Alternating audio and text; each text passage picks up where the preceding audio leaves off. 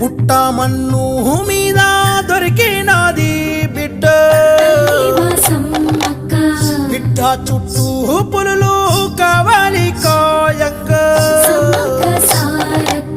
బిగపట్టిన ఏడుపులో భీకర శబ్దాలే కాలమే మహిమకు మొక్కే శతాబ్దాలే మేడారం అంటేనే నిండు కళ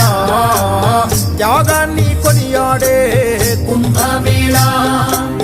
తడిమి తుడిచేను తల్లి కంఠధార సమ్మక్క